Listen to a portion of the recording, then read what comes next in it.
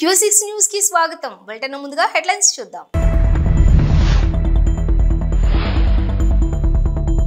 చేతులే చిట్టివి, మనసు మాత్రం పెద్దదే. సీఎంనే కదిలించిన చిన్నారులు.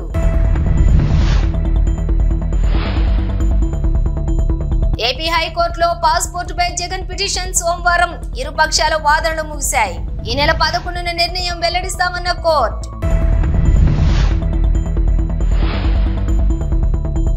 తెలంగాణలో కొత్త రైల్వే స్టేషన్లు, రోడ్ల విస్తరణ. సీఎం రేవంత్ కు కేంద్ర మంత్రి లేఖ. ఆకస్మిక వరదలతో అతలాకుతలమైనటువంటి విజయవాడను ఆదుకునేందుకు దాతలు ముందుకు వస్తున్నారు. సీఎం సహాయ నిధికి పెద్ద ఎత్తున విరాళాలు అందిస్తున్నారు. ఈ క్రమంలోనే చిన్నారులు తమ పాకెట్ మనీని విరాళంగా అందించిన వైనం అందరినీ ఆకట్టుకుంటోంది.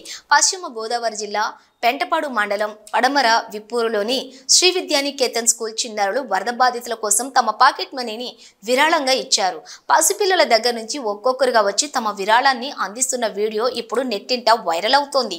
ఈ వీడియో చూసిన నెటిజన్లు చేతులు చిన్నవైనా మనసు మాత్రం పెద్దదంటూ కామెంట్స్ చేస్తున్నారు. ఇక చిన్నారుల పాకెట్ మనీ విరాళం వీడియో సీఎం చంద్రబాబు వద్ద కూడా చేరింది. విజయవాడ వరద బాధితుల కోసం చిన్నారులు విరాళం ఇవ్వడాన్ని చంద్రబాబు మెచ్చుకున్నారు. వారిని ప్రశంసిస్తూ ట్వీట్ చేశారు. చిట్టి చేతులు పెద్ద సాయం చేశాయంటూ చంద్రబాబు నాయుడు వారిని ప్రశంసించారు. విద్యార్థులకు ఉన్నత విలువలు నేర్పుతున్నటువంటి స్కూల్ యాజమాన్యాన్ని అభినందిస్తూ ట్వీట్ చేశారు. ఆంధ్రప్రదేశ్ మాజీ ముఖ్యమంత్రి వైఎస్ జగన్మోహన్ రెడ్డి పాస్పోర్టు వ్యవహారం హైకోర్టులో విచారణ జరిగింది. జగన్ దాఖలు చేసిన పిటిషన్ పై ప్రభుత్వం, జగన్ తరపున లాయర్లు వాదనలు వినిపించారు.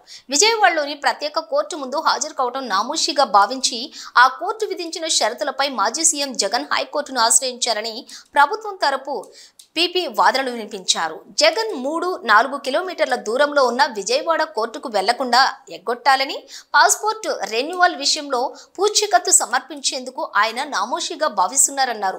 వ్యక్తుల గుర్తింపు, హోదాల కంటే చట్టం గొప్పదన్నారు పీపీ లక్ష్మీనారాయణ. ఎవరైనా కోర్టుల్లో విధించిన షరతులకు కట్టుబడి ఉండాల్సిందేనని, చట్టం కంటే ఎవరూ ఎక్కువ కాదన్న విషయాన్ని గమనించాలన్నారు. ఓవైపు కోర్టు విధించిన షరతులకు కట్టుబడి ఉంటానని పిటిషన్లో పేర్కొని మళ్లీ అవే షరతుల్ని సవాల్ చేస్తూ హైకోర్టును ఆశ్రయించారన్నారు. 2018లో విజయవాడ కోర్టులో నమోదైన పరువు నష్టం కేసు గురించి జగన్ కు తెలుసని, ఆయన ఎన్నికల సంఘానికి 2019-2024 ఎన్నికల అఫిడవిట్ లో పరువు నష్టం కేసు పెండింగ్ లో ఉన్న అంశాన్ని నంబర్తో సహా ప్రస్తావించారన్నారు. తెలంగాణ సీఎం రేవంత్ రెడ్డికి కేంద్ర మంత్రి కిషన్ రెడ్డి లేఖ రాశారు. తెలంగాణ రాష్ట్రంలో మౌలిక వసతుల అభివృద్ధిపై కేంద్ర ప్రభుత్వం ప్రత్యేక దృష్టి సారించి 10 ఏళ్లుగా ప్రత్యేక శ్రద్ధ చూపిస్తోందని కిషన్ రెడ్డి తెలిపారు. మరి ముఖ్యంగా రాష్ట్రంలో రైల్వే రంగం అభివృద్ధి మిషన్ మోడల్లో పూర్తవుతోందన్నారు. కొత్త రైల్వే లైన్లు, డంప్లింగ్, ట్రింప్లింగ్, క్వాడ్రాఫ్లింగ్ తోటి పాటుగా లైన్ల ఎలక్ట్రికేషన్ పనులు, 40కి పైగా స్టేషన్ అభివృద్ధి పనులు శరవేగంగా జరుగుతున్నాయని పేర్కొన్నారు. ఇందులో భాగంగానే హైదరాబాద్ లో ఉన్న సికింద్రాబాద్, కాచిగూడ, నాంపల్లి స్టేషన్లకు పెరుగుతున్న రద్దీని దృష్టిలో ఉంచుకుని నగర శివార్లలోని చెర్లపల్లిలో 415 కోట్లతో కొత్త రైల్వే టెర్మినల్ నిర్మాణం కూడా వేగవంతంగా పూర్తవుతోంది. హైదరాబాద్ కు సంబంధించినటువంటి ప్యాసింజర్, గూడ్స్ రైళ్ల రాకపోకలకు కూడా చెర్లపల్లి రైల్వే టెర్మినల్ కేంద్రం కానుందన్నారు. ఇలాంటి కీలకమైన రైల్వే టెర్మినల్ నిర్మాణం దాదాపుగా పూర్తయిందని కిషన్ రెడ్డి తెలిపారు. ట్రాక్లతో పాటుగా స్టేషన్ నిర్మాణం, ప్రయాణికుల కోసం వసతుల్ని అన్ని పూర్తి కావచ్చాయన్నారు. ఇక ఈ టెర్మినల్ పూర్తవగానే ప్రత్యక్షంగా ప్రారంభోత్సవానికి హాజరై ప్రజలకు అంకితం చేసేందుకు పీఎం నరేంద్ర మోడీ కూడా అంగీకరించారని చెప్పుకొచ్చారు. రోడ్డు భద్రతా ప్రమాణాలు పాటించాలని కేంద్ర రాష్ట్ర ప్రభుత్వాలు చెబుతున్నా కొందరు వాహనదారులు అవేవీ పట్టించుకోవటం లేదు. నిర్లక్ష్యంగా వాహనాలు నడుపుతూ రోడ్డు ప్రమాదాలకు కారణమవుతున్నారు. ప్రతిరోజు దేశవ్యాప్తంగా వేల సంఖ్యలో రోడ్డు ప్రమాదాలు జరుగుతూ ఉండగా వందల సంఖ్యలో ప్రాణాలు కోల్పోతున్నారు. దీంతో రోడ్డు ప్రమాదాల నివారణకు కేంద్రం కీలక నిర్ణయం తీసుకుంది. దేశవ్యాప్తంగా జూలై 1 నుంచి కఠిన ట్రాఫిక్ రూల్స్ అమల్లోకి తీసుకొచ్చింది. దీంతో హైదరాబాద్ నగరంలోని ట్రాఫిక్ రూల్స్ కు బ్రేక్ చేసి వాహనాలు నడుపుతున్నటువంటి వారిపై పోలీసులు స్ట్రిక్ట్ యాక్షన్ తీసుకుంటున్నారు. అలాగే ట్రాఫిక్ రూల్స్ అతిక్రమిస్తే వెహికల్స్ లైన్స్ కు రద్దు చేస్తున్నారు. ఇక ప్రస్తుతం డ్రంక్ అండ్ డ్రైవ్, నిర్లక్ష్యపూరిత డ్రైవింగ్ తదితర కొన్ని ఉల్లంఘనలకు అధికారులు లైసెన్స్లను రద్దు చేస్తున్నారు. ఇక నుంచి signal jumping, triple riding, over speed, helmet లేకుండా డ్రైవింగ్ చేస్తే వారి లైసెన్స్లను కూడా రద్దు చేసేందుకు సిద్ధమయ్యారు. ఈ మేరకు హైదరాబాద్ ట్రాఫిక్ పోలీస్, రవాణా శాఖ అధికారులు సంయుక్తంగా విధి విధానాలు రూపొందిస్తున్నారు. స్పెషల్ డ్రైవ్లు చేపట్టి రూల్స్ బ్రేక్ చేసిన వాహనదారుల లైసెన్సులు రద్దు చేయాలని నిర్ణయం తీసుకున్నారు. కేంద్ర ప్రభుత్వం ప్రవేశపెట్టిన వర్క్స్ బోర్డు సవరణ బిల్లును తెలంగాణ వర్క్స్ బోర్డు వ్యతిరేకిస్తోందని బోర్డు చైర్మన్ సయ్యద్ అజ్మతుల్లాహ్ హుస్సేని అన్నారు. హైదరాబాద్ నాంపల్లి హౌస్ లోని వర్క్స్ బోర్డు కార్యాలయంలో ఏర్పాటు చేసిన సమావేశంలోని ఆయన మాట్లాడారు. కేంద్రం తీసుకొచ్చినటువంటి ఈ బిల్లును మొట్టమొదటిగా తెలంగాణ వర్క్స్ బోర్డు వ్యతిరేకించిందని ఆయన తెలిపారు. వ్యతిరేకించడంతో పాటు తమ వివరణను ఈ నెల 6న పార్లమెంట్లోని 34 మంది ఎంపీలతో కూడినటువంటి జాయింట్ వర్కింగ్ కమిటీ ముందు ఇచ్చామన్నారు. కమిటీ తమ సూచనలను అభ్యర్థనలను అడిగి తెలుసుకున్నారని పేర్కొన్నారు. కేంద్ర ప్రభుత్వం ఏదైనా చట్టాన్ని సవరణ చేస్తే బలోపేతం కోసం ఉండాలని, కానీ నిర్వీర్యం చేసేలా ఉండకూడదన్నారు. ఈ బిల్లుకు వ్యతిరేకంగా కాంగ్రెస్ పార్టీ దేశవ్యాప్తంగా మద్దతును కూడగట్టి బిల్లును పాస్ కాకుండా చూస్తోందని ఆయన స్పష్టం చేశారు. ఈరోజు ముఖ్యంగా బడంగ్పేట్ కార్పొరేషన్ పరిధిలో ఉన్నటువంటి ఓపెన్ ప్లేస్లో పార్క్ స్థలాల మీద కబ్జాకు గురైతున్న తీరును వివరిస్తూ పత్రికా విలేకరుల సమావేశం ఏర్పాటు జరిగింది. బడంగ్పేట్ కార్పొరేషన్ 31వ డివిజన్లో సుమారు 5,000 గజాల ఓపెన్ ప్లేస్ లేఅవుట్లో ఉన్నటువంటి ఓపెన్ ప్లేస్ స్థలాన్ని ప్లాట్లుగా చేసి 23 ప్లాట్లను చేసి ఒకటే రోజు సంబంధిత ల్యాండ్కు సంబంధిత ఎవరైతే పట్టేదారులు ఉన్నారో పక్కనున్నటువంటి పొలాన్ని చూపించి ఈ ఓపెన్ ప్లేస్ పార్కులను రిజిస్ట్రేషన్ చేయడం జరిగింది. దానికి బేస్ లింక్ ఏంటంటే గవర్నమెంట్ టీఎస్ బీపాస్ అనుమతి ఇచ్చినటువంటి టౌన్ ప్లానింగ్ సెక్షన్ అధికారులు బడంపేట్ మున్సిపల్ కమిషనర్ గారు ఈ తప్పుడు వ్యక్తులకు అనుమతులు ఇచ్చి దాని ఆధారంగా ఈరోజు 23 ప్లాట్లు రిజిస్ట్రేషన్ చేయడం జరిగింది. ఇట్టి విషయాన్ని మేము సంబంధిత డివిజన్ కార్పొరేటరు మేయర్ గారికి కూడా అనేక సార్లు విన్నవించినా కూడా ఇప్పటి వరకు వాటి మీద ఎలాంటి చర్యలు తీసుకోలేదు. యథావిధిగా ఆ ప్రాంతంలో అక్రమ నిర్మాణాలు జరుగుతూనే ఉన్నాయి. మేము ఒక్కటే అంటున్నాం, ఈరోజు ఒక టీఎస్ బీపాస్ అనుమతిని ఒక నియమాలు లేకుండా ఒక పద్ధతికి సూచనలకు విరుద్ధంగా ఈరోజు మీరే అనుమతులు ఏదైతే ఇచ్చిర్రో టౌన్ ప్లానింగ్ సెక్షన్ అధికారులు బడంపేట్ కార్పొరేషన్లో ఉన్నటువంటి మేయర్ ఆధీనంలో ఉన్నటువంటి కమిషనర్ గారు కానివ్వండి, టౌన్ ప్లానింగ్ సెక్షన్ కానివ్వండి, మీరే కంచెం వేసినట్టుగా ఈ తప్పుడు పత్రాలను మీరే సృష్టించి మీరే ప్రభుత్వ స్థలాలను ఓపెన్ ప్లేస్ స్థలాలను ఆక్రమణకు గురైతుంటే మీరు ప్రోత్సహించే విధంగా అనుమతులు ఇచ్చినప్పుడు అక్కడ ఉన్నటువంటి స్థానిక ప్రజాప్రతినిధి ఈ కార్పొరేషన్కు ప్రథమ పౌరురాలు మేయర్ గారు వాళ్ళను ప్రోత్సహించే విధంగా ఎటువంటి వాళ్ళ మీద చర్యలు తీసుకోకుండా ఇన్ని రోజులు ఈ విషయాన్ని నాంచుకుంటూ వస్తున్నటువంటి విధానం మీద మేము మండిపడుతున్నాము. సెప్టెంబర్ 6 తారీఖు 2:30 గంటలకు తెలంగాణ వక్ఫ్ బోర్డు మా బోర్డు మీటింగ్ లో ఒక రెజల్యూషన్ తీర్మానం చేసి పంపేయడం జరిగింది. ఈ వక్ఫ్ అమెండ్మెంట్ బిల్ 2024 దానికి వ్యతిరేకిస్తూ ఒక తీర్మానం చేసి పంపించి అదే రోజు ఇంకో తీర్మానం వక్ఫ్ బోర్డు తెలంగాణ వక్ఫ్ బోర్డుని కూడా ఈ కమిటీ ముందు మా వాదన వినిపించడానికి మీరు పిలవాలి, ఇన్వైట్ చేయాలని మేము రిక్వెస్ట్ చేస్తే జాయింట్ వర్కింగ్ కమిటీ పార్లమెంట్ వాళ్ళు తెలంగాణ వక్ఫ్ బోర్డుకు 6 సెప్టెంబర్ 2:30 గంటలకు పార్లమెంట్ హౌస్ లో మాకు పిలవడం జరిగింది. ఆ జాయింట్ వర్కింగ్ కమిటీలో 31 మంది ఎంపీలు ఉన్నారు. దానికి చైర్మన్ అనేది జగదంబిక పాల్ యూపీకి సంబంధించిన చైర్మన్ గారు ఉన్నారు. వారి సమక్షంలో తెలంగాణ వక్ఫ్ బోర్డు ఒక బృందం 9 మంది సభ్యులతో మేము వెళ్లడం జరిగింది.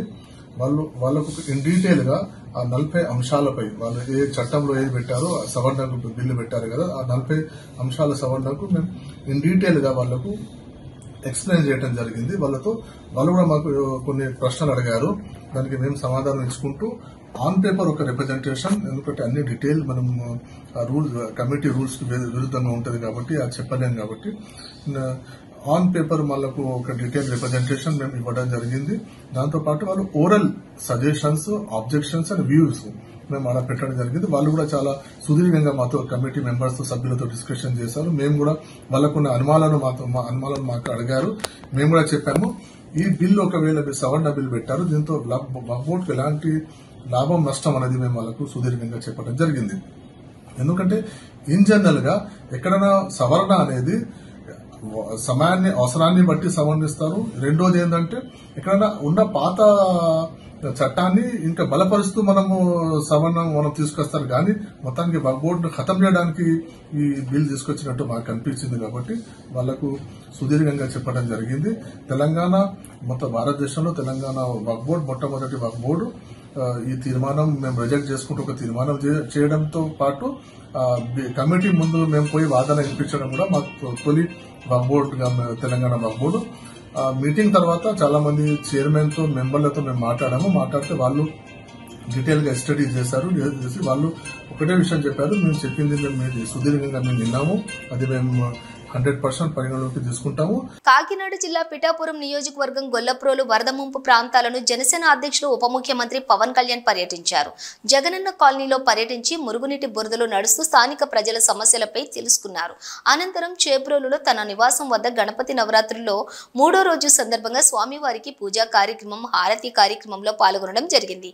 ఈ కార్యక్రమంలో కాకినాడ జిల్లా కలెక్టర్, ఎస్పీ, నియోజకవర్గ ఇన్ఛార్జ్ మరియు శ్రీనివాస్, జనసేన నాయకులు ఓదూరి కిషోర్, నియోజకవర్గం జనసేన నాయకులు పాల్గొన్నారు.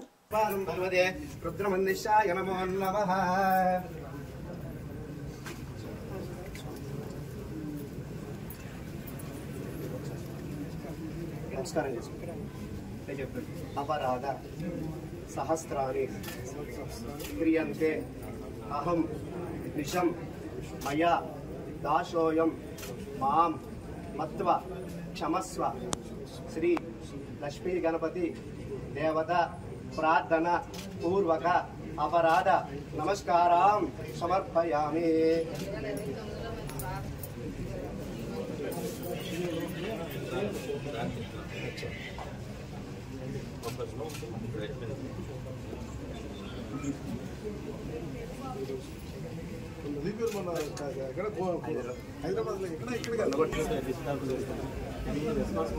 కిషోర్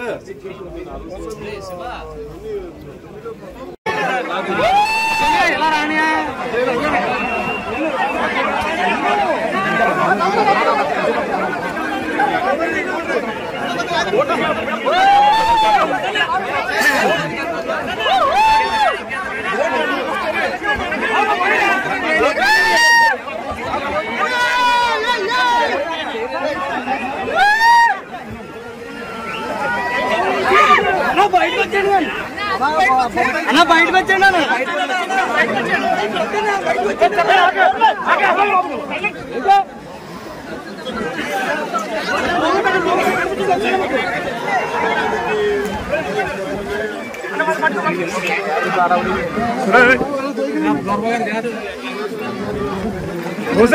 కొయ్యింది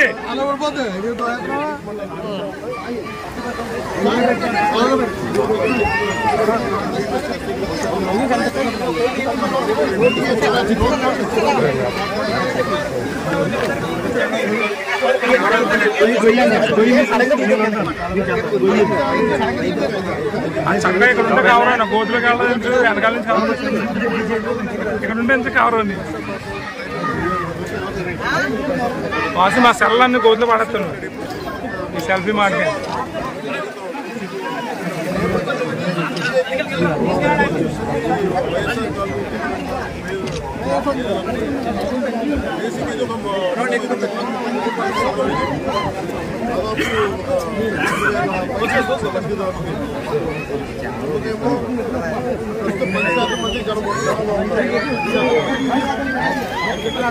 చూస్తే డ్రైనేజ్ కానీ రోడ్లు కానీ ఏమి లేదు. వాళ్ళు అడిగేదంటే కానీ